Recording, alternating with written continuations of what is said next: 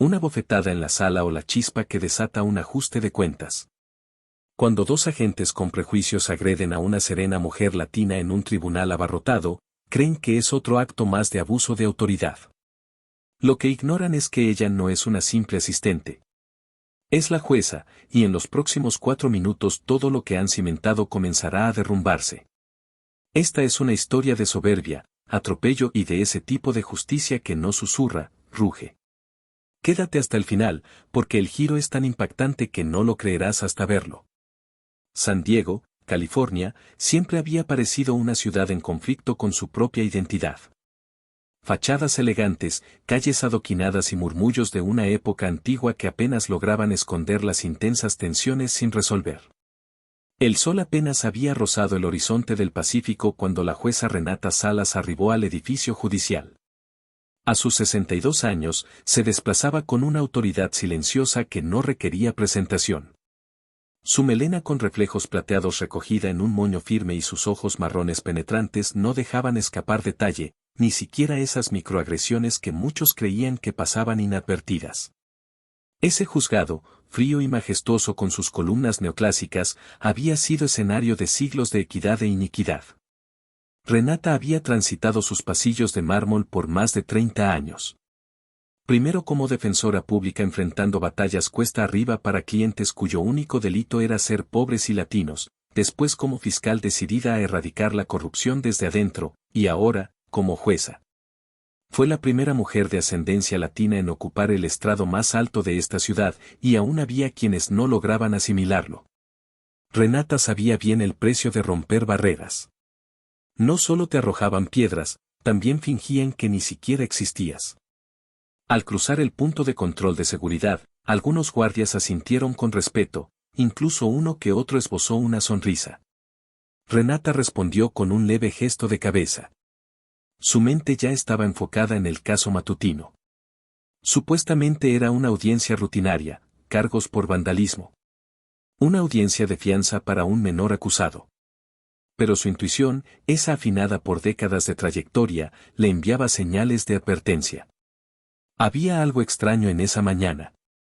El secretario, parado frente a su sala de audiencias, la recibió con una sonrisa tirante. Buenos días, jueza Salas. El oficial Mercer ya está dentro. Renata se detuvo un segundo. ¿Mercer? Sí, señora. El sargento Travis Mercer, el agente que realizó el arresto en el caso Jiménez. Ha sido persistente. Renata sintió cómo se endurecía su mandíbula. Conocía bien a Mercer. En los círculos policiales de San Diego, todos lo conocían. 40 y tantos, impecable en su presentación, policía de tercera generación. Un emblema viviente de autoridad sin límites. Era de esos tipos que llevan una sonrisa sarcástica como parte del uniforme, y había acumulado suficientes favores en distintos departamentos como para salir ileso, sin importar las denuncias en su contra. El problema era que esas denuncias nunca duraban. Intimidación, abuso de fuerza, comportamiento indebido. Siempre desaparecían, como polvo escondido bajo una alfombra de mármol. Renata había leído su nombre más veces de las que podía contar en reportes plagados de soberbia. Ingresó a la sala con sigilo, aún sin ponerse la toga, aún sin ocupar el estrado. Mercer ya estaba en pie en la mesa de la fiscalía, brazos cruzados, rostro hosco. El joven al que había arrestado, no mayor de 16 años, permanecía junto a su defensor público, con ojos abiertos y asustados. Mercer ignoró la entrada de Renata. En cambio, le gruñó al secretario. Vamos a empezar. No tengo todo el día. Le sugiero que se lo haga. Respondió Renata con serenidad. Mercer finalmente se giró y la observó con fijeza. Por un instante, una expresión de duda cruzó su cara. Estaba tratando de ubicarla. ¿La secretaria? ¿Asistente? ¿Quizá alguacil? Como no vestía toga ni estaba en el estrado, para él no era alguien relevante. ¿Está aquí por la defensa?, preguntó con desdén. Renata no respondió. Caminó hasta la mesa lateral para revisar un expediente dejado allí. La sala. La sala estaba casi desierta. Apenas unos cuantos reporteros madrugadores, algunos abogados dispersos y 2 agentes apostados al fondo. Mercer, visiblemente irritado, avanzó furioso hacia ella. «Oye, te estoy hablando». Y entonces ocurrió. Una bofetada seca y con la palma abierta cortó el aire. Todo se detuvo. Un suspiro colectivo se propagó entre los presentes. El crujido de papeles cesó. Una taza de café estuvo a punto de volcarse. Incluso las luces fluorescentes titilaron como si respondieran al impacto. Renata no se movió. Su mejilla ardía intensamente, pero no la tocó. No se estremeció. Lentamente giró el rostro, fijando la mirada en el hombre que acababa de golpearla. Mercer dio un paso atrás, casi sorprendido por su propia reacción, pero sin rastro de remordimiento. Ni cerca. Sus labios se alzaron con algo que rozaba el desprecio. «A ustedes les falta respeto», murmuró una voz al fondo. «Dios mío», susurró alguien más. «¿Está bien?», preguntó otra voz. Pero los ojos de Renata jamás se apartaron de Mercer, ni siquiera por un segundo. Él se irguió, ignorando por completo la trampa que acababa de tenderse a sí mismo. «No me importa quién crees que eres», espetó. «No puedes andar por esta sala actuando como». Renata avanzó un paso, luego otro. El silencio se tensó como una cuerda al borde del quiebre. «Ella no lleva toga», susurró el secretario. Pero Mercer no escuchaba. No percibía el cambio en el ambiente, ni el horror silencioso que se empezaba a dibujar en los rostros de quienes lo rodeaban. Entonces, Renata habló con frialdad, con serenidad, y con cada gramo de autoridad que no necesitaba de un atuendo para imponer. «¿Así es como trata a los miembros del Poder Judicial, sargento?». El rostro de uno de los oficiales palideció. Al fondo, un abogado dejó caer su pluma al suelo. Mercer parpadeó. «¿De qué estás hablando?». Renata subió los escalones del estrado, se giró y lo encaró desde lo alto. Durante un instante largo y demoledor, el aire se contuvo. El sargento Mercer permaneció inmóvil, como esculpido en piedra. Sus ojos clavados en la jueza Renata Salas, que ahora tomaba su lugar detrás del estrado. El mazo aún no había golpeado la madera, pero el juicio ya había comenzado. Había comenzado. Parpadeó 2 veces, la primera con desconcierto, la segunda porque, por primera vez en su trayectoria, sintió temor. Renata entrelazó lentamente sus manos frente a ella, con intención. No emitió palabra de inmediato. Permitió que el silencio impregnara a cada individuo en la sala. Incluso el alguacil, el oficial Reyes, un hombre constante, conocido por su tempel durante años, parecía contener la respiración. «Sargento Mercer», dijo al fin Renata. Su tono era sereno, pero lo suficientemente filoso como para cortar. «Acaba de abofetearme en esta sala judicial». La boca de Mercer se abrió, luego se cerró. Movió la lengua hacia un lado, como si buscara una excusa que no encontraba. «No sabía quién era usted», balbuceó, a la defensiva. «No fue eso lo que le pregunté», replicó Renata, interrumpiendo su débil intento de justificación. «¿Sí o no me agredió físicamente?». Hubo movimiento en la galería. Alguien, quizás un abogado novato, ya sostenía su celular. Las cámaras estaban encendidas. Esto no era simplemente una falta de conducta. Estaba a punto de convertirse en prueba formal. Mercer se irguió. Su voz se elevó, intentando recuperar el control. «Usted vino hacia mí».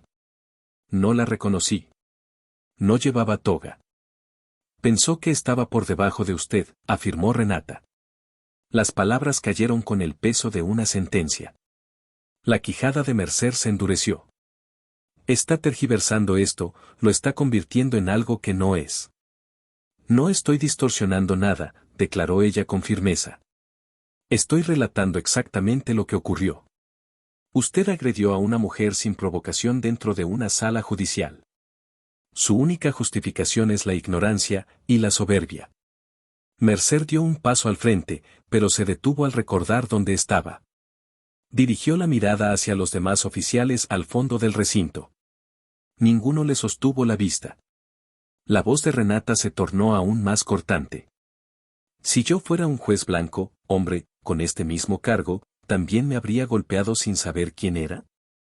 Mercer no respondió, pero su silencio fue la confesión más contundente que jamás había pronunciado. Lo tomaré como un no, concluyó ella con frialdad. Y ahora ha agravado esa agresión con insubordinación. Está exagerando, espetó al fin. Solo estaba cumpliendo con mi deber. Señaló al joven acusado, un adolescente delgado y visiblemente inquieto que parecía querer desvanecerse detrás de su abogado. Es un criminal. Lo atrapé con pintura en aerosol y... Suficiente, tronó la voz de Renata. El mazo golpeó una vez, y luego otra.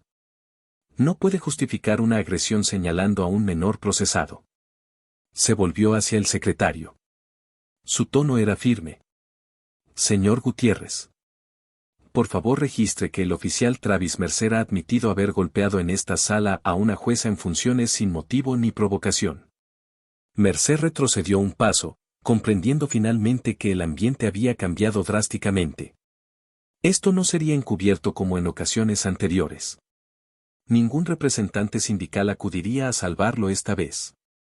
Renata miró al alguacil. Oficial Reyes, ¿esta sala cuenta actualmente con grabación en video? Sí, su señoría, respondió al instante, con tensión en la voz. Perfecto. Entonces, que el acta también refleje que existe evidencia visual del hecho.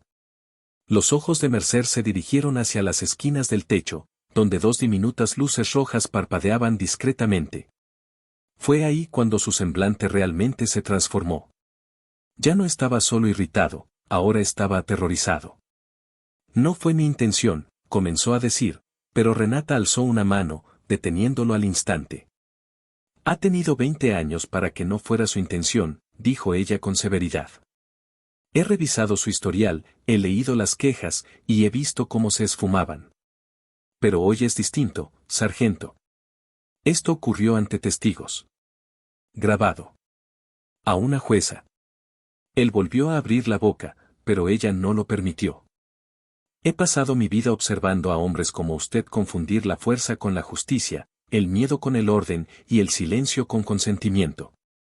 No se levantó del estrado, pero la sala entera se irguió junto a ella. Y conforme a la autoridad que me otorga el cargo de jueza de circuito del Estado de California, declaró, y conforme al Código Penal del Estado, sección 241, inciso B, coloco formalmente al oficial Travis Mercer bajo investigación judicial por agresión criminal contra una autoridad pública. Un murmullo ahogado recorrió la sala. Renata se volvió hacia el alguacil. Oficial Reyes, detenga temporalmente al sargento Mercer. No utilice esposas todavía. Sigue siendo un agente con juramento activo y espero profesionalismo. Pero no debe abandonar esta sala. Mercer abrió la boca. No puede estar hablando en serio. Gritó, el pecho inflado de asombro. Y sin embargo, dijo Renata en tono suave, sin apartar la mirada, supo lo suficiente como para agredirme. Él miró alrededor con desesperación, pero nadie intervino. No había respaldo, no existía defensa, solo la lenta constricción de la soga que él mismo había tejido. El sonido de la puerta del juzgado cerrándose detrás del alguacil retumbó como un disparo de advertencia. El oficial Reyes se posicionó cerca de Mercer, con la mano apoyada sutilmente en su cinturón. No era amenazante, pero sí claramente alerta. Mercer se mantuvo inmóvil, con el rostro encendido, la mandíbula rígida y los puños cerrados como si contuviera una tormenta interna. Renata permanecía firme en el estrado. Su mirada, firme como acero, lo atravesaba sin ceder. No parpadeaba, no dudaba, no ofrecía escape ni excusa posible. Su señoría, dijo una voz desde la galería. Era el fiscal a cargo del caso por vandalismo, un hombre canoso, de tez pálida y expresión súbitamente inquieta. ¿Desea continuar con el expediente? Renata desvió la mirada lentamente hacia él. Lo decidiré en un momento, dijo, pero antes quiero dirigirme al público, porque lo que ha sucedido aquí ya no es solo un tema de comportamiento procesal, sino de legalidad, jurisprudencia y confianza ciudadana. Miró hacia los periodistas. Todos fueron testigos de cómo un oficial en servicio agredió físicamente a la jueza titular de esta sala. Escucharon sus declaraciones. Observaron su determinación. Quiero que esto quede registrado, quiero que lo conserven en la memoria, porque si la ley no puede proteger a quienes la aplican con integridad, entonces ya no vivimos en una democracia, sino en algo mucho más sombrío. La sala permanecía completamente en silencio, ni siquiera se escuchaban los clics de los teclados. Mercer se burló de pronto, sin poder contenerse. ¿En serio vas a hacer de esto un maldito espectáculo para los medios? Renata se volvió lentamente hacia él. ¿Eso cree que es esto, sargento? ¿Un acto teatral disfrazado de rendición de cuentas? Él no respondió. Ella descendió del estrado y bajó los escalones, sus tacones marcando cada paso como un reloj en cuenta regresiva. Ha estado bajo protección durante mucho tiempo, ¿cierto? Dijo en voz baja, lo justo para que los más cercanos la oyeran, aunque el micrófono captó cada sílaba. He tratado con agentes como usted antes. De esos que entran a una corte creyéndose superiores a todos los presentes. De los que dicen no sabía, cuando en realidad quieren decir no me importaba. Los ojos de Mercer buscaron con inquietud a Reyes, pero el alguacil no se movió. Déjeme explicarle lo que va a ocurrir, prosiguió Renata. Se notificará a asuntos internos.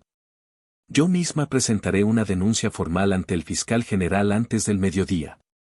Las grabaciones de este incidente serán aseguradas para revisión legal.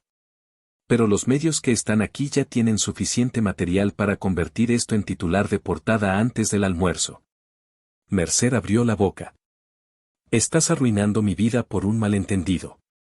No, sargento, respondió Renata. Usted destruyó su trayectoria en el instante en que su mano tocó mi rostro. Ahí estaba. Claro y contundente. Él cambió de postura, mirando de nuevo al joven que había detenido. El muchacho ahora lo observaba, no con miedo, ya no, sino con una expresión que Mercer no lograba identificar del todo. Lástima. Esa misma mirada que había visto en fotografías de soldados vencidos que había detenido instantes antes de que le colocaran las esposas.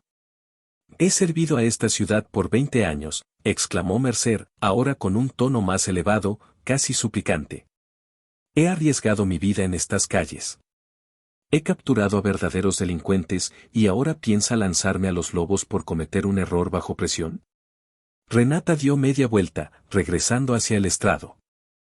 No lo estoy arrojando a los lobos, sargento, dijo al subir los escalones. Lo estoy entregando a la justicia. Durante 2 décadas ha estado escudándose detrás de una placa. Hoy, esa insignia no lo exime, lo responsabiliza. Se sentó. Su toga se acomodó con precisión a su alrededor, como si fuera una armadura. Presionó el micrófono una vez, luego se dirigió a todos los presentes. Esta sala no queda cerrada, anunció. Pero la audiencia de imputación del acusado por vandalismo será reprogramada para mañana. El oficial a cargo del arresto ha comprometido la integridad del proceso. El abogado defensor del adolescente habló, ajustándose la corbata con cierta inquietud. Gracias, su señoría. Renata asintió. Lleve a su representado por la salida oeste. Asegúrese de escoltarlo con seguridad. El joven se levantó, dirigiendo una última mirada hacia Mercer antes de salir. Su expresión era enigmática, pero su porte había cambiado. Menos encorvado, menos arrepentido. Mercer, en cambio, guardaba silencio. Sus ojos ya no ardían, se movían inquietos, de un punto a otro. Estaba reflexionando, evaluando, aguardando. Renata lo observaba como quien examina a una fiera que recién comprende que está enjaulada. Entonces se inclinó nuevamente hacia el micrófono. Oficial Reyes, por favor conduzca al sargento Mercer a la sala de espera B. Me comunicaré personalmente con asuntos internos y con el jefe de policía. Este caso ya no es disciplinario. Es penal. Mercer no opuso resistencia. Pero apretó tanto la mandíbula que se oían los músculos crujir cuando Reyes le apoyó con suavidad la mano en el brazo. Lo guió hacia la salida lateral. Mercer habló lo suficientemente fuerte como para que Renata lo oyera. ¿De verdad crees que ganaste? No. Renata no lo miró. Solo murmuró. Creo que, por una vez, la persona equivocada está recibiendo lo que merece. Y las puertas de la sala se cerraron tras él. El pasillo fuera del tribunal vibraba con tensión. La noticia ya comenzaba a circular velozmente, una jueza había sido agredida por un oficial. No por cualquiera, sino por Travis Mercer. Y no era cualquier jueza, sino Renata Vega. Cuando Renata llegó a su despacho, la esperaban ya dos mensajes de voz. Uno de la jefatura de policía y otro de un contacto en asuntos internos. Aún no los escuchó. En lugar de eso, se quitó la toga con movimientos lentos y controlados, colgándola cuidadosamente en el perchero junto a la puerta. Luego se contempló en el espejo. La marca rojiza en su mejilla apenas era ya una línea tenue, pero seguía ahí. La observó largamente, no por el dolor físico, sino porque quería recordar cómo se sentía, pensando en cuántas personas habían salido de esa corte con heridas peores, no visibles, sino en su dignidad. Y nunca tuvieron un momento como este, cuántas fueron ignoradas, desacreditadas, silenciadas. Un golpe seco interrumpió sus pensamientos. Era Miguel Ortiz. Su alguacil desde hacía casi 10 años. De complexión robusta, rostro imperturbable, pero con una lealtad feroz. Ingresó, cerró con suavidad la puerta y se colocó con las manos a la espalda, como de costumbre. Pero había algo más tenso en su porte esta vez. Lo llevaron a la sala de espera B, informó Miguel. Asuntos Internos ya envió a alguien. 2 agentes llegarán en 20 minutos. Renata asintió. Gracias, Miguel. Él vaciló. Jueza, escuché algo de uno de los secretarios. Dicen que el sindicato de Mercer ya hizo una llamada. Se están moviendo rápido, agregó. Intentan frenarlo. Por supuesto que sí, dijo Renata. Pero ya es tarde. Esto no se va a borrar. Caminó hacia su escritorio, se sentó y sacó un bloc legal amarillo de un cajón. Su caligrafía era clara, casi arquitectónica. Y comenzó a escribir: incidente, agresión en la sala, estado en el informe, testigos presentes, cámaras activas, historial del agente, 5 denuncias previas documentadas en los últimos 7 años. Vínculo con la oficina de González. Aprobación para desestimar 2 casos anteriores de uso excesivo de la fuerza. W. Mercer. Apuntes de la jueza. Solicitud para reabrir los casos archivados. Miguel la observó en silencio, hasta que finalmente ella levantó la vista. Quiero que todos los casos en los que Mercer haya sido el oficial principal de detención o haya testificado en los últimos 10 años sean localizados y etiquetados. Van a ser bastantes, dijo Miguel. Los ojos de Renata se entrecerraron. Entonces será mejor comenzar de inmediato. Miguel asintió con lentitud, y se giró para marcharse. Pero justo al tomar el picaporte, Renata habló en voz baja. Ellos creen que esto fue por una bofetada. Él se detuvo. ¿No se dan cuenta? Continuó ella. Acaban de abrir una puerta contra la que hemos estado golpeando durante años. La puerta se cerró detrás de él. 30 minutos más tarde, llegaron 2 agentes de asuntos internos. Una era una mujer afroamericana de trato directo llamada agente Rosalía Torres. El otro, un latino joven de mirada penetrante y tono aún más filoso, agente Félix Delgado. Renata ya conocía a Torres. Era famosa por una sola cosa, ser la que limpiaba el departamento. No de desastres, sino de corrupción. Se sentaron frente a ella en la mesa de reuniones. Torres abrió un expediente grueso, ya etiquetado. Mercer, Travis. Lo hemos tenido en el radar desde hace tiempo, confesó Torres. Pero su historial está justo en el límite para evitar sanciones. Demasiadas pruebas desaparecidas oportunamente, demasiados casos cerrados sin seguimiento. conveniente, murmuró Renata. Esa palabra debería ser delito grave. Delgado se inclinó hacia adelante. La grabación de seguridad de la sala ya está respaldada en nuestros servidores, audio y video. Confirmamos el golpe, los dichos, y su reacción. También identificamos quién más estaba presente. La cadena de responsabilidad está por ser puesta a prueba. ¿Qué tipo de responsabilidad?, preguntó Elena. Quiero que se expongan hasta los cimientos. Torres lo observó fijamente durante unos segundos. Jueza, ¿hasta dónde está dispuesta a llevar esto? Elena no titubeó. Delgado asintió lentamente. Entonces creo que es momento de mostrarle algo. Sacó una memoria USB, la conectó a su tableta y giró la pantalla hacia ella. Era un informe interno de 2019, una denuncia civil anónima. La acusación era devastadora. Mercer había agredido físicamente a un adolescente de 17 años durante una detención, había manipulado las imágenes de la cámara corporal. Y el video original había desaparecido. El expediente fue cerrado discretamente por falta de pruebas. Elena deslizó el dedo por la pantalla y se detuvo abruptamente. El responsable de revisar esa queja, detective M. Williams. Levantó la vista. ¿El capitán Williams? ¿El exentrenador de Mercer?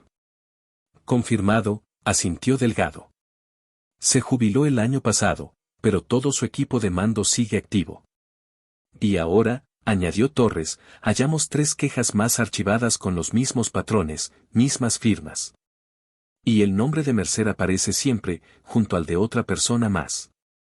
Tocó la pantalla y surgió un nuevo nombre, Alberto González. Sí, González. El mismo fiscal que había sido asignado a docenas de audiencias en su tribunal, más veces de las que podía contar. Ese que siempre mostraba demasiado entusiasmo por cerrar acuerdos con la policía.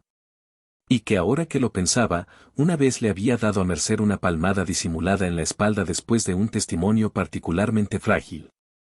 Elena se reclinó en su silla, con el corazón acelerado. Esto no era únicamente sobre un agente violento. Era un entramado, un sistema. Mercer no era la raíz del problema, solo el síntoma.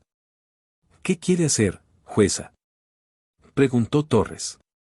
Elena los miró a ambos, con voz serena, pero firme como el acero. Quiero una lista, ordenó.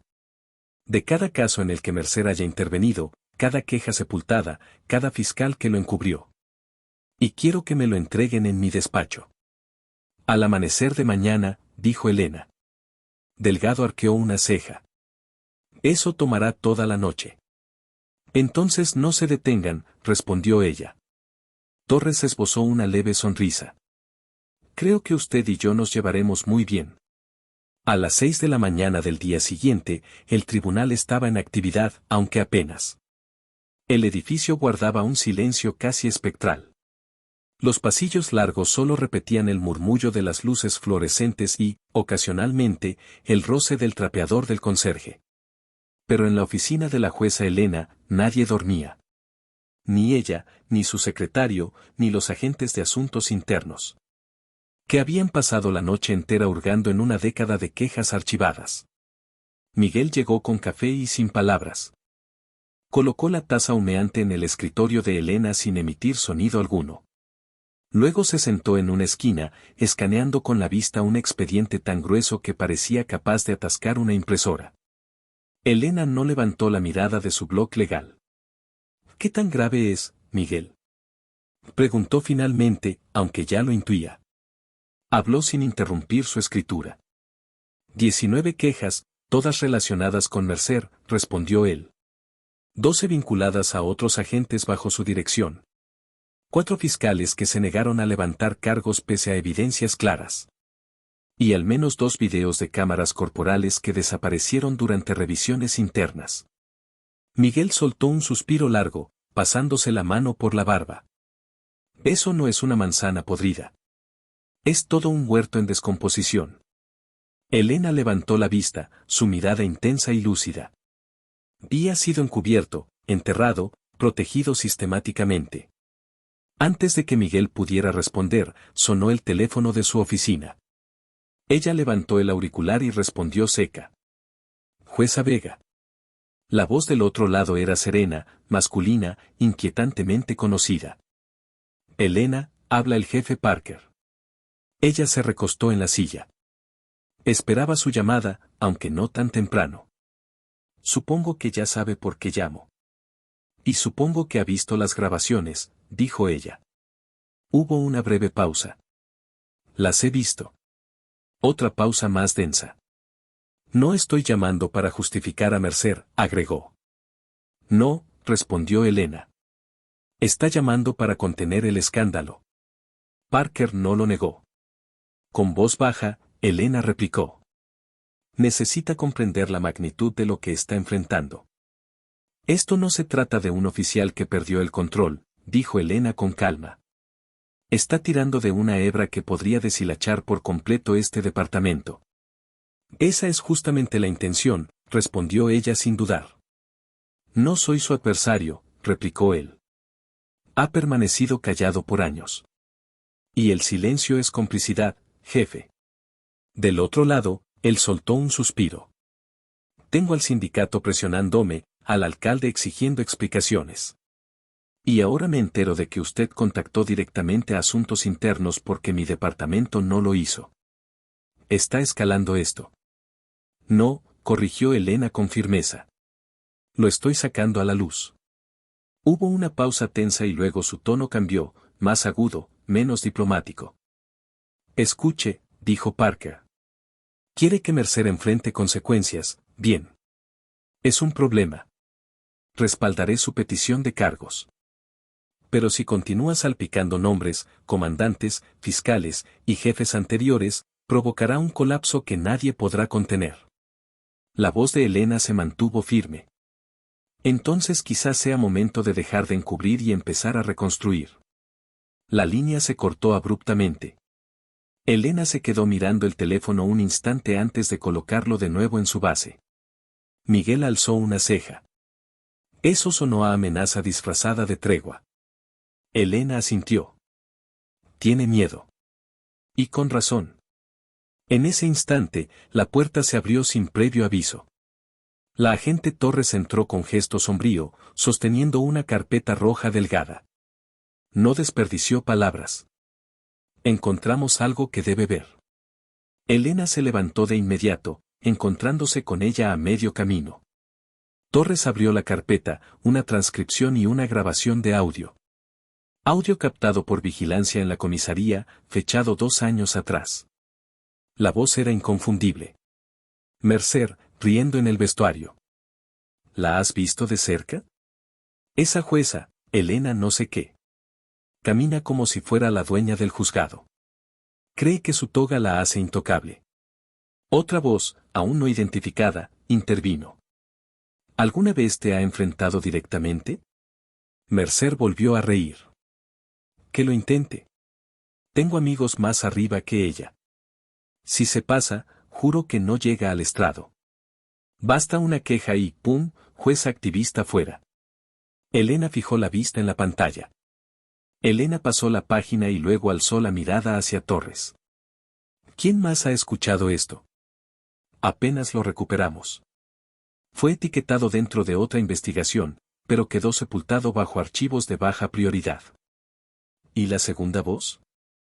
Aún estamos ejecutando un análisis de reconocimiento de voz, pero creemos que podría ser Alberto González.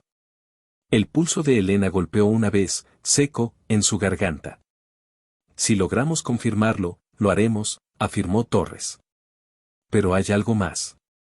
Sacó otro documento, una lista de revisiones de casos internos recientes.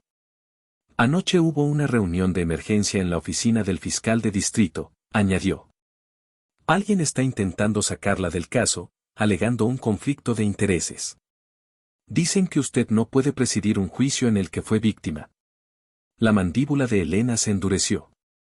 Están intentando apartarme. Miguel soltó una maldición por lo bajo. Torres asintió con gravedad.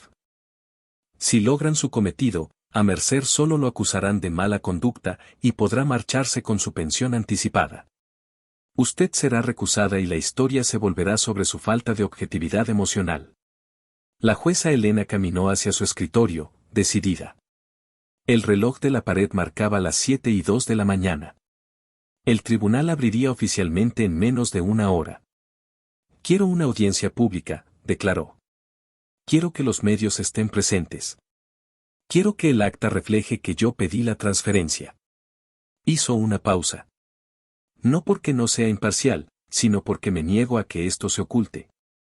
Torres asintió, impresionada, con lentitud. ¿Quiere ir hasta el fondo? Elena la sostuvo con la mirada, los ojos encendidos. No, dijo.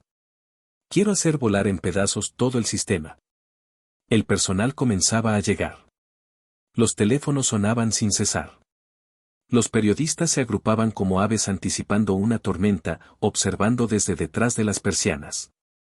Elena ya había notado una camioneta negra estacionada al otro lado de la calle, vigilante, expectante. Alguien venía por ella, pero más valía que llegaran preparados, porque en cuanto intentaran silenciarla, ella se encargaría de que toda la ciudad oyera su voz. A las 9 de la mañana, el tribunal era una olla a presión. Los reporteros llenaban los pasillos. Los funcionarios judiciales susurraban en las puertas. Los abogados evitaban cruzar miradas. Todos lo sentían, algo importante estaba a punto de estallar. La jueza Elena Vega ingresó a la sala principal del tribunal, acompañada por su alguacil, Miguel, y la agente Rosalía Torres de Asuntos Internos. No llevaba la toga. No venía a presidir. Venía a combatir. La sala murmuró al verla entrar, pero los susurros cesaron de inmediato. Al fondo, el fiscal adjunto Alberto González se hallaba junto a un delegado de la Junta Estatal de Ética. Era un joven blanco, vestido con un traje gris perfectamente entallado, cuya etiqueta decía Elliot Paris, aunque su expresión decía verdugo. Jueza Vega, saludó con una sonrisa tensa. Recibimos su solicitud para una audiencia pública sobre su recusación. Estoy aquí para documentarla y formalizarla en el expediente. Elena respondió con voz firme. Tomaron asiento, mientras la prensa observaba con atención desde las últimas filas. He revisado el argumento presentado por la Fiscalía, comenzó Elena, en el que alegan que estoy emocionalmente implicada y potencialmente parcial debido al incidente con el oficial Mercer. González permanecía impasible. Nuestra inquietud es meramente de procedimiento. Usted figura como víctima de un presunto delito cometido por el acusado. Según el estatuto estatal, un juez puede apartarse para asegurar la imparcialidad. Conozco perfectamente ese estatuto, interrumpió Elena. Estoy eligiendo apartarme de la lectura de cargos contra Mercer, dijo Elena, no porque me falte objetividad, sino porque me niego a permitir que este caso se diluya en silencio. Giró la vista hacia la prensa, conectando con la mirada de una joven periodista latina sentada en primera fila. Solicito que el caso Mercer sea designado como de revisión especial. También pido formalmente que se asigne un interventor federal independiente para investigar el manejo de procesos anteriores donde estuvo involucrado el oficial Mercer y sus colaboradores directos. Un murmullo recorrió la sala. González se inclinó ligeramente hacia adelante. Jueza, le advierto, este no es el foro adecuado para insinuar una conspiración.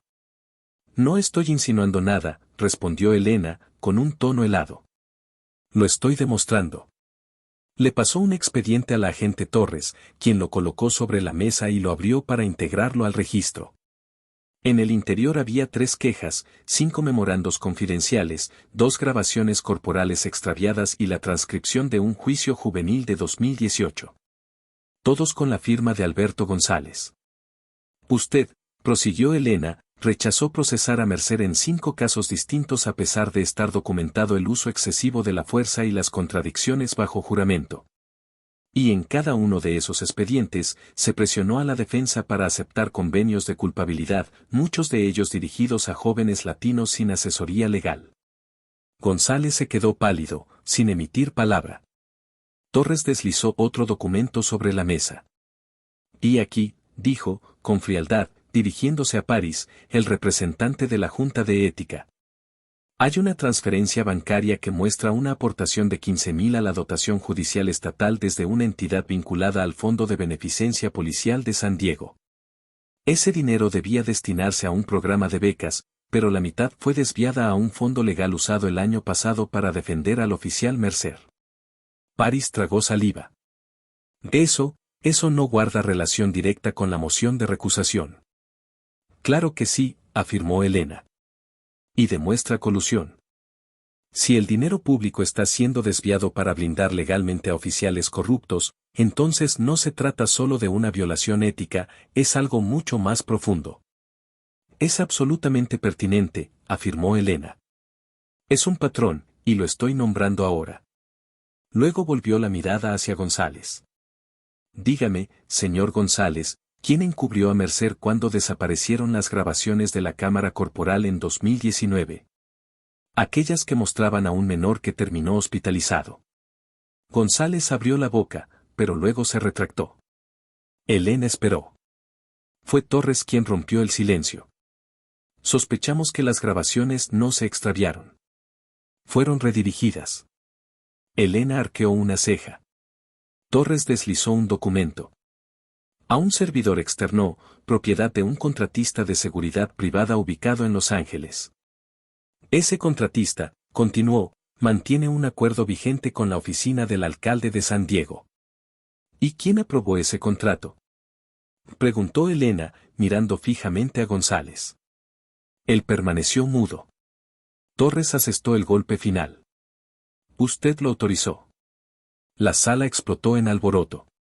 Voces elevadas, flashes de cámaras, personas poniéndose de pie para cuchichear. González se levantó de golpe, la silla chirriando detrás de él. Esto es un linchamiento personal. No, respondió Elena. Esto es una exposición, y ya era hora. Paris, visiblemente aturdido, también se puso de pie. Necesito tiempo para asimilar esta información, dijo. Lo tendrá, aseguró Elena. Pero que conste en actas que me aparto de este caso voluntariamente para resguardar la integridad del proceso. No porque haya sido presionada. No porque me hayan intimidado.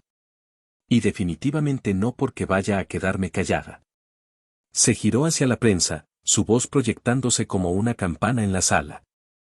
Esta ciudad ha encubierto un sistema de poder descontrolado durante demasiado tiempo. Hoy no se trata de una bofetada.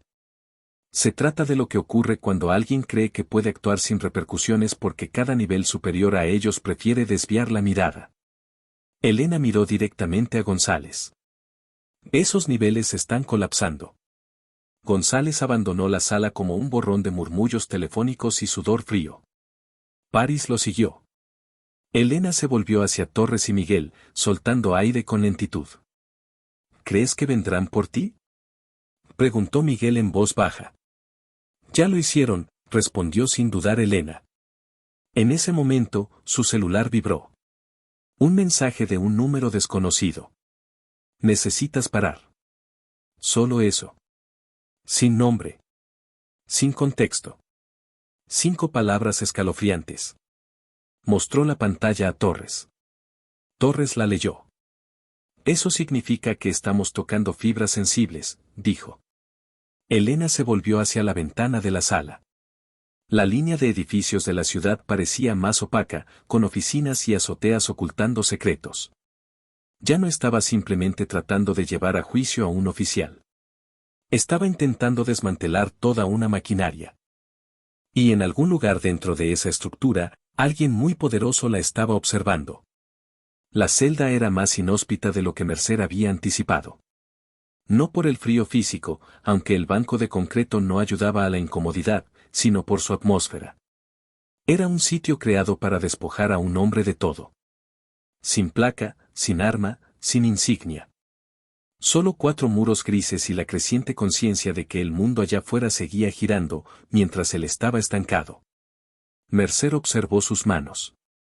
Manos firmes, las mismas que en su momento sacaron a un vendedor de drogas de un porche en el norte de San Diego, que intervinieron en peleas detrás de almacenes, que redactaron montones de informes, que declararon en juicios con voz firme.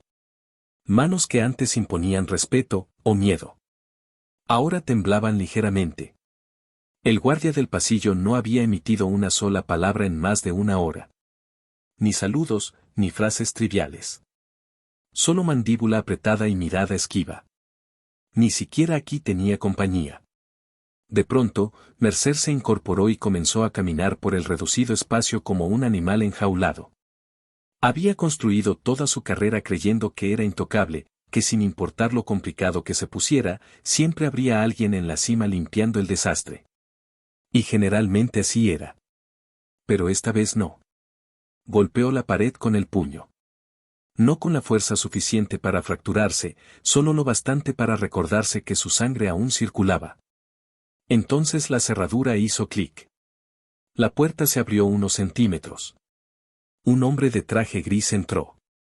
Mayor, calvo, con una expresión gélida. Mercer se irguió. ¿Quién diablos es usted? El hombre cerró la puerta sin responder y lanzó una carpeta sobre el banco. Tu salvavidas, dijo. O tu lastre. Mercer frunció el entrecejo.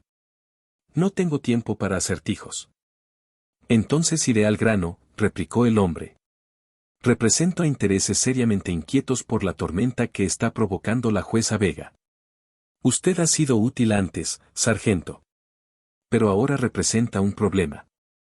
Mercer se irguió aún más. ¿Un problema? Yo entregué todo a este departamento. Y por eso aún no te han echado a los lobos, contestó el hombre, sin una pizca de emoción. Pero comprende esto, dijo el hombre. Si sigues sentado aquí y permites que ella dicte la versión oficial, no intervendremos por ti. Mercer entrecerró los ojos. ¿Entonces qué esperas que haga? El hombre esbozó una leve sonrisa. Hazles recordar quién eres. Abrió la carpeta. En su interior había hojas con información sobre la jueza Elena, su domicilio, antecedentes familiares, fotos antiguas. Una incluso la mostraba junto a su esposo fallecido, un ex abogado. El ritmo cardíaco de Mercer se aceleró. Esto es vigilancia. Esto, dijo el hombre, es influencia. Mercer se encendió. ¿Estás loco? ¿Quieres que intimide a una jueza? No, corrigió el hombre.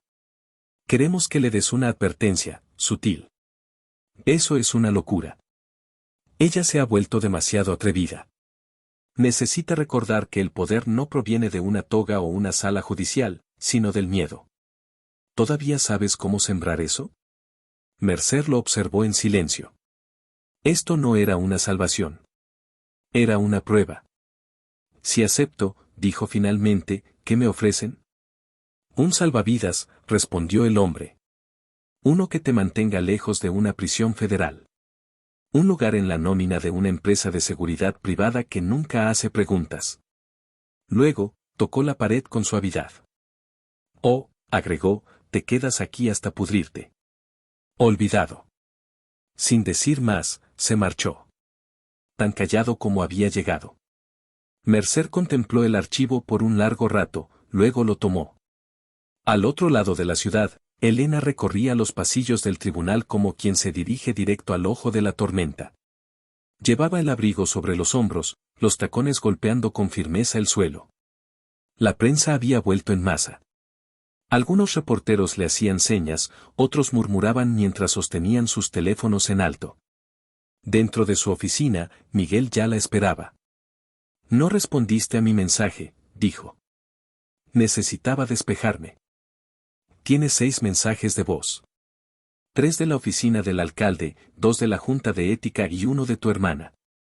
Elena alzó una ceja. ¿Mi hermana? Te vio en las noticias, respondió. Dijo que te veías más alta. Elena esbozó una media sonrisa, pero el peso en sus hombros no se aligeró. Se acomodó tras su escritorio y comenzó a revisar el último informe que Torres le había dejado. Nuevas actualizaciones sobre el fiscal adjunto González y un nombre tachado relacionado con un contrato privado dudoso.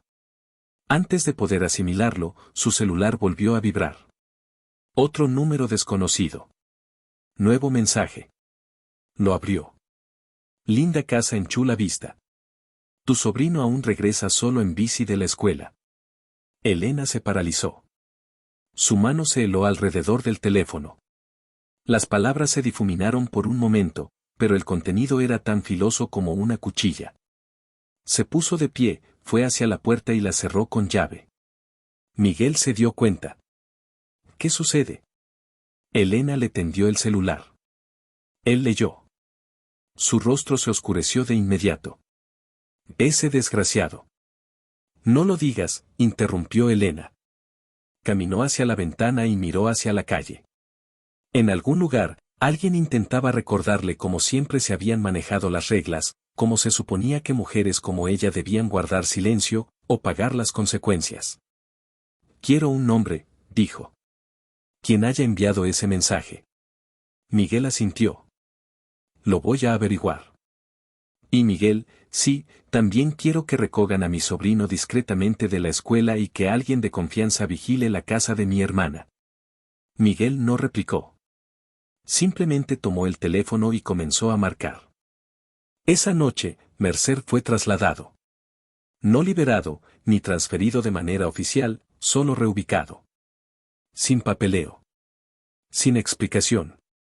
Avanzó por los pasillos traseros de la estación como un contrabando cruzando terreno hostil. Le dieron un celular desechable, un vehículo sin registro, y un nombre. Elena Vega. El mismo hombre de antes reapareció, inclinándose hacia la ventanilla del coche. Una advertencia limpia. Sutil. No la toques. No la mires. Solo haz que lo sienta. Mercer encendió el motor. He hecho que la gente sienta cosas toda mi vida, murmuró. Y luego se esfumó en la noche de San Diego. A la mañana siguiente, en el juzgado, Elena recibió un paquete sin remitente, sin etiquetas. Dentro, una fotografía reciente de su sobrino, tomada 2 días atrás, mientras volvía caminando de la escuela. En el reverso, escritas en letras mayúsculas toscas. Decía, mantente en tu lugar. Elena se quedó inmóvil durante varios segundos. Luego alzó el teléfono. Comuníqueme con la oficina del Mariscal Federal. Porque quien estuviera detrás de esa advertencia estaba a punto de descubrir qué sucedía cuando una jueza dejaba de obedecer las reglas y comenzaba a dictar las suyas. El edificio federal en el corazón de San Diego parecía una fortaleza. Deslucido por fuera, gélido por dentro y blindado hasta el último tornillo. Esa mañana, Elena Vega estaba sentada frente a 3 mariscales de Estados Unidos y 2 funcionarios del DOJ. Todos con carpetas abiertas y bolígrafos en mano. Deslizó la fotografía por la mesa. Mi sobrino, dijo con firmeza. Tomada hace 2 días sin que él lo supiera. Me la enviaron esta mañana en un sobre sin remitente, junto con una amenaza. ¿El responsable? Uno de los mariscales, alto, de cabello gris, apellidado Sánchez, examinó la foto sin mostrar emoción.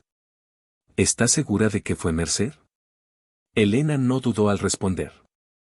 Estoy segura de que proviene de alguien actuando en su nombre. Mercer no envía advertencias como esta sin que alguien le debía libre.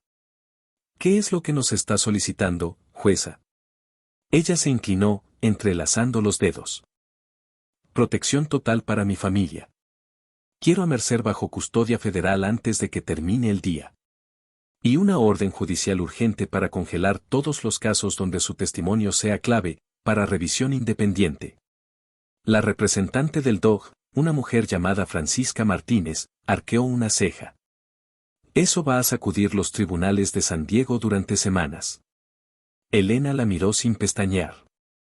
Entonces que tiemblen.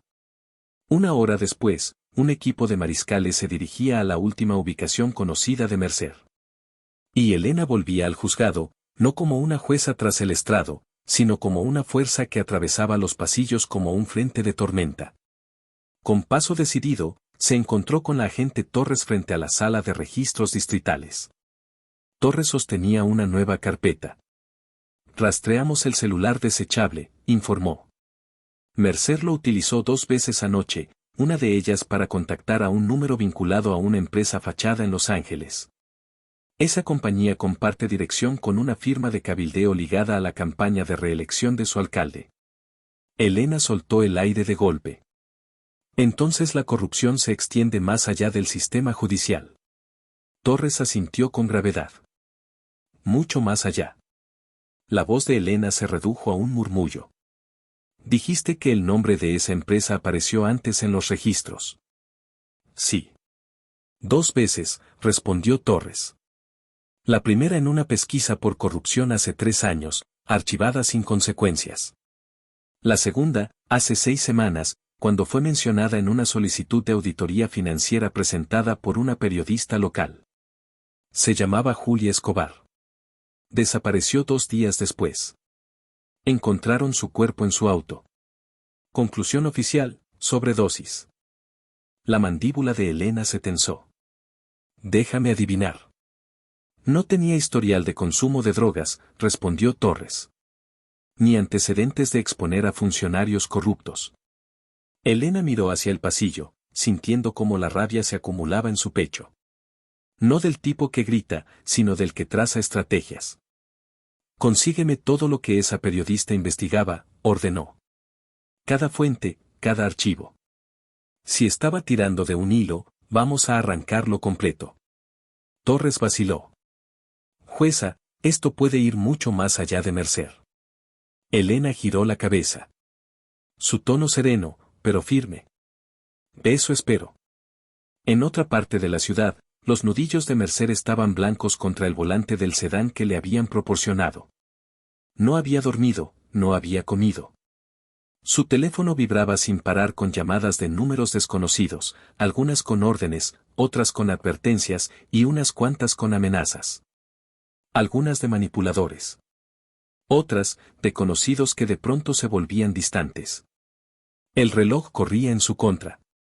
Había creído que la foto bastaría para intimidarla.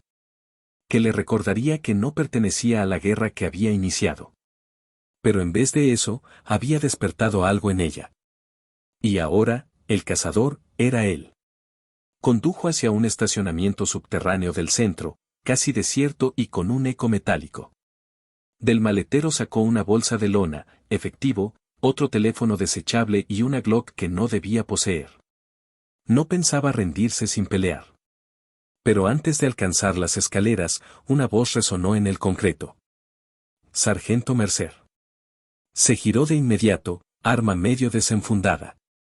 4 mariscales estadounidenses emergieron de las sombras, sus armas ya apuntando. Baje el arma, Mercer. Se quedó inmóvil. Por primera vez, no quedaban cartas por jugar. No había rescate en camino. Ningún acuerdo esperándolo tras una puerta cerrada. Mercer soltó la bolsa, luego el arma. Y finalmente, sus rodillas cayeron contra el suelo con un golpe seco y definitivo. En el juzgado, Elena recibió la notificación a las 3:14 de la tarde. Mercer bajo custodia federal. Desarmado. Arrestado sin resistencia. No sonrió. No era una victoria. Solo confirmación. Estaba reunida con Torres, Miguel y Francisca Martínez, la representante del DOJ, quien había regresado con un equipo ampliado y un maletín repleto de documentación recientemente desclasificada. Reabrimos el caso de Julia Escobar, anunció Martínez. La autopsia original fue inconclusa, pero el informe forense fue manipulado luego de su entrega. ¿Quién lo alteró? Desde un acceso privado que ya no figura en el sistema. La voz de Elena era apenas un susurro.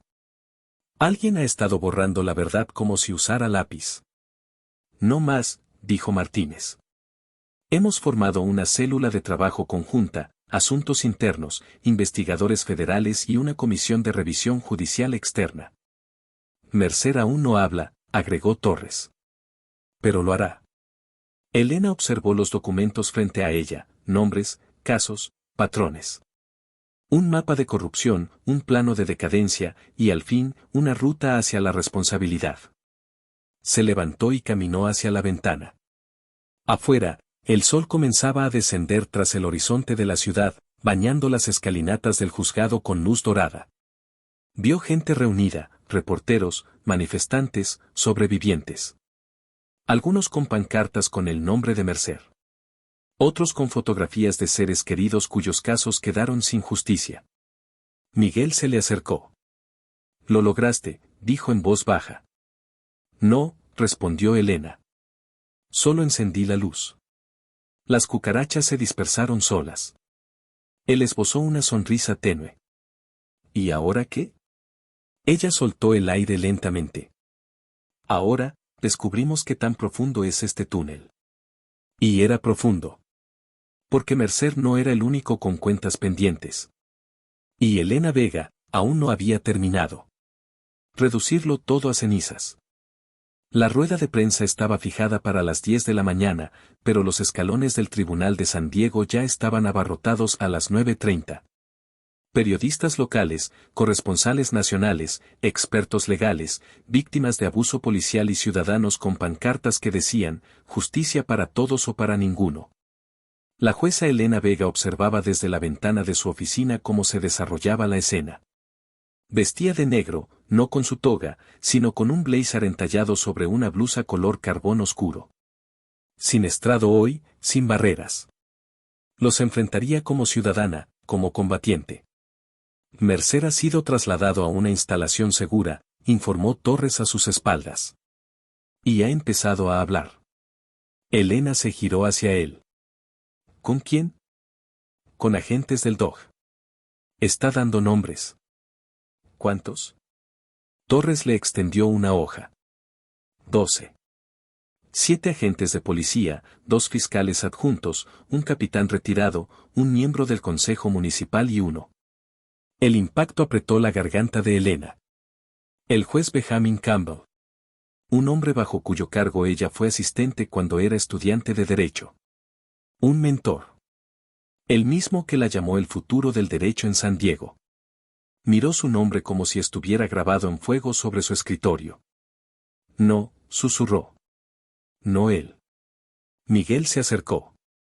Mandíbula apretada. Ese hombre fue quien te tomó protesta. Torres habló con suavidad, pero con claridad. También firmó al menos 3 sobreseimientos de casos dudosos relacionados con Mercer. Uno de ellos, una denuncia por violación de derechos civiles, se desvaneció antes de la audiencia. Las manos de Elena se cerraron con fuerza. Esto no es solo corrupción policial, afirmó. Es un entramado institucional, judicial, político, generacional. Torres asintió. Una red que sobrevive gracias al silencio. Entonces hagamos ruido, dijo Elena. Empezando ahora. Los flashes estallaron cuando Elena subió al estrado. La multitud enmudeció de inmediato. Ella miró a la ciudad, con determinación, pero también con tristeza. Me convertí en jueza porque creía en la promesa de la justicia, inició. Pero las promesas no significan nada si no se cumplen. Hoy me presento no solo como parte del sistema judicial, sino como testigo de lo que se ha quebrado, y de lo que debemos reconstruir. Hizo una pausa, levantando una carpeta. Este documento contiene los nombres de 12 personas que, durante la última década, conspiraron para protegerse entre sí mientras abusaban de su poder. Algunos son agentes de policía. Algunos, abogados. Y uno, un juez en funciones. Jadeos, obturadores de cámaras disparando, manos alzadas. He entregado esta lista a las autoridades federales, dijo Elena. No la leeré aquí, no por miedo a represalias, sino porque creo en el debido proceso. Algo que muchos de ellos les negaron a otros. Su voz se tornó firme. No estamos aquí solo por una bofetada. Estamos aquí por lo que esa bofetada reveló, un sistema edificado sobre el miedo, el silencio y la lealtad. A todo, menos a la verdad. Desde el fondo alguien gritó. Te creemos, jueza Vega. Los aplausos estallaron. Primero dispersos, luego contundentes. Miguel estaba a su izquierda. Inmutable, pero orgulloso. Torres, más cerca del público. Ojos escaneando los techos. Aliados atentos, esperando más que aplausos. Porque ahora que los nombres habían salido a la luz, Elena tenía un blanco pintado en la espalda. Y alguien ya estaba apuntando. Esa noche, cuando el juzgado se vació y las calles se calmaron. Elena regresó a su oficina. Agotada, pero con la determinación aún ardiendo. Su celular vibró. Un mensaje de voz. Número bloqueado. Presionó reproducir. Elena, dijo una voz que no escuchaba desde hacía años. Suave, precisa, refinada, como un bisturí. Era el juez Campbell. Imagino que ya viste mi nombre en esa lista, dijo. Y que te sientes traicionada. Pero antes de comprometerte a destruir lo que hemos construido, entiende esto. Algunas estructuras persisten porque deben hacerlo. Si nos derribas a todos, derribas el último vestigio de orden que le queda a esta ciudad. Hubo una pausa. ¿Quieres caos, Elena? ¿Quieres sangre? Aléjate, mientras aún puedas. O perderás algo más que tu lugar en la corte. Lo perderás todo. Clic. El silencio que siguió fue más pesado que la amenaza. Miguel entró momentos después. Acabo de ver una SUV negra alejándose del muelle de carga. Elena lo miró. Campbell acaba de llamarme. El rostro de Miguel se endureció. ¿Te amenazó? Me advirtió, corrigió ella. Eso es peor, dijo él, cruzando los brazos. Mucho peor. ¿Te vas a echar para atrás? Preguntó Miguel. Ella lo miró directo a los ojos. Ni en sueños. Todo comenzó a la medianoche. El primer artículo difamatorio apareció en Internet. La jueza Vega, implicada en una conducta inapropiada durante un caso del 2009. Sin fuentes, sin pruebas. Solo insinuaciones y una indignación fabricada. Después vinieron los bots, saturando redes sociales con hashtags como almohadilla juez activista y almohadilla Vega ver es ignorar. En cuestión de horas, medios de comunicación comenzaron a recibir filtraciones anónimas sobre presuntos vínculos de Elena con grupos extremistas. Una foto circuló. Elena en sus años universitarios, puño alzado en una manifestación. El pie de foto distorsionó el contexto, volviéndolo siniestro. Incluso la escuela de su sobrino recibió una llamada de un ciudadano preocupado, que preguntaba si el niño estaba siendo adoctrinado. No solo iban tras su reputación, también tras su sangre. Sentada en la penumbra, Elena miraba titulares, capturas de pantalla y el veneno digital. Van a intentar destruir todo, dijo Miguel, de brazos cruzados en el marco de la puerta. Quemar tu credibilidad, tu historia. Elena asintió con lentitud. Entonces, cambiamos las reglas, dijo. Se levantó, abrió un cajón y le entregó a Miguel una pequeña carpeta negra. ¿Qué es esto?, preguntó él. Todo lo que jamás dije en voz alta sobre Campbell. Sobre casos que me parecieron turbios. Susurros que oí en pasillos o cenas de clubes privados. ¿Lo documentaste todo? Por supuesto, respondió ella. Soy jueza. Documentar es sobrevivir. Miguel hojeó las páginas. Sus ojos se agrandaron. Elena, esto no es solo una defensa, es una bomba atómica. Ya no solo intento resistir, dijo ella, en voz baja.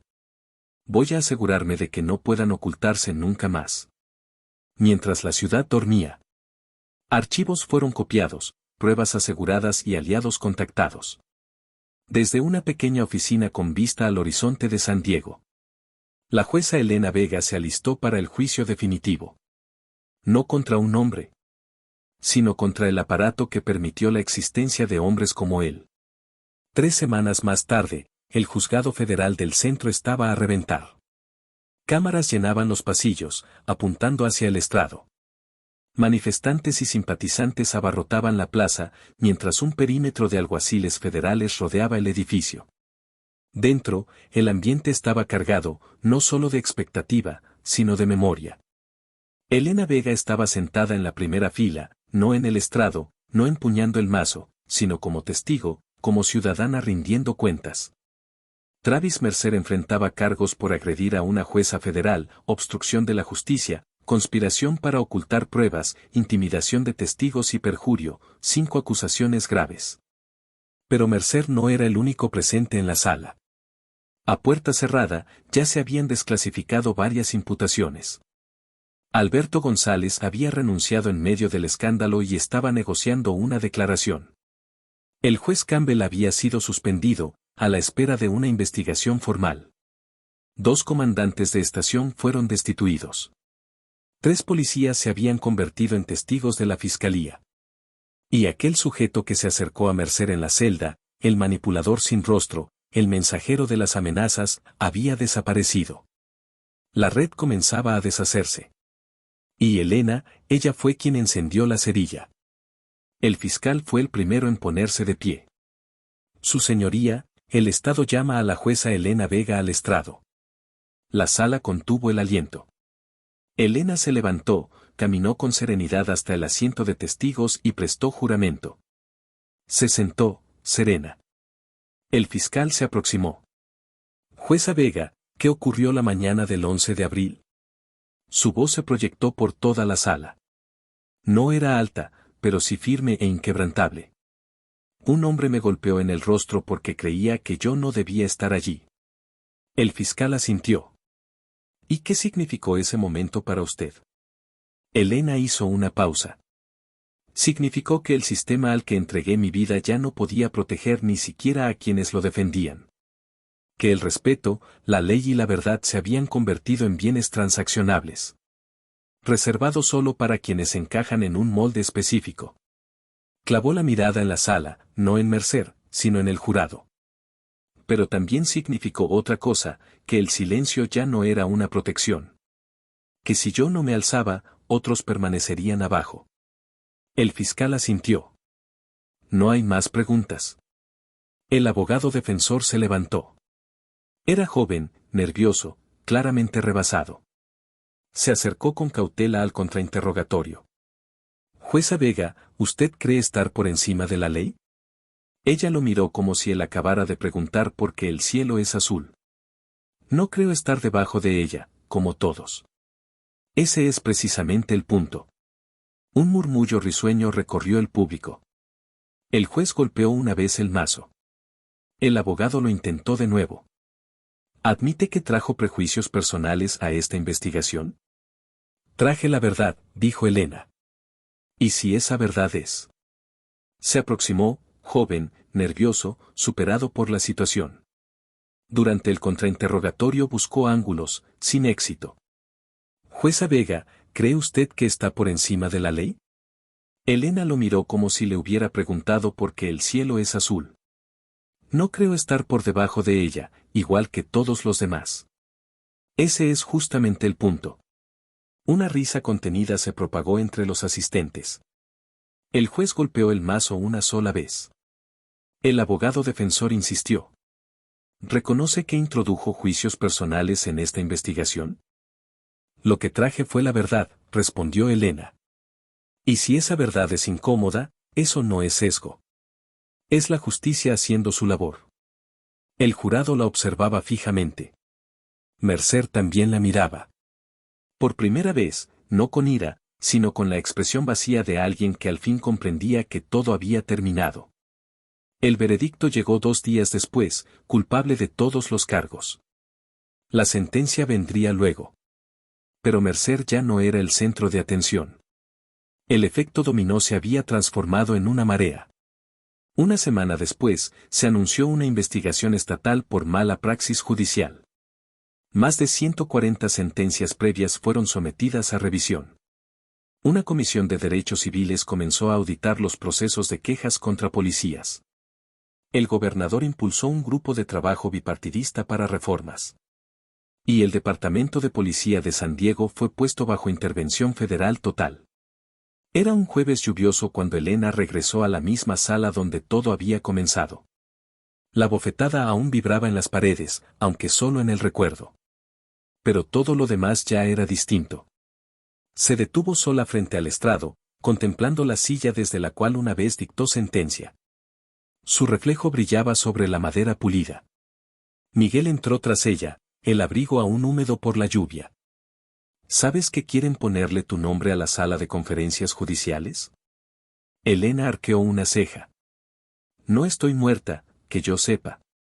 Miguel sonrió con sorna. Es raro.